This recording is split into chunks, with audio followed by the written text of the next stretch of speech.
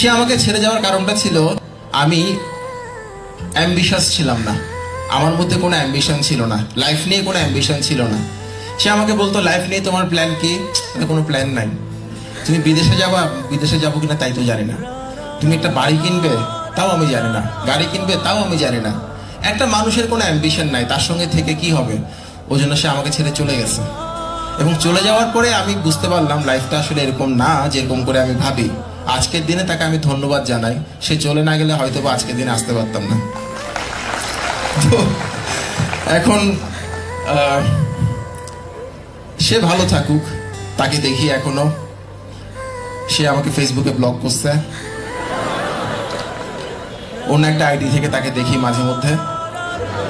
তাকে দেখতে অনেক ভালো লাগে, তাকে এখনো ভালোবাসি। সে ভালো কিছু করলে আমার অনেক ভালো লাগে। সে অনেক সুন্দর কোনো ছবি দিলে আমার সুন্দর মনে হয়। অবশ্য আমার তার সব ছবি সুন্দর মনে হয়, তাকে অনেক সুন্দর দেখি। শুধু তার জামাইটাকে সহ্য করতে পারি না। ওর হাজবেন্ডকে দেখলেই মনে হয় পৃথিবীতে এর চেয়ে কুৎসিত কোনো প্রাণীর জন্ম হয় নাই। সহ্যই করতে পারি না। আমি জানি না এটা আমার একটা সমস্যা হইতে পারে, কিন্তু এটাই তো, আমি এরকমই আসলে, মানে আমি খারাপ। আচ্ছা, তো বাট আমি চাই সে ভালো থাকুক।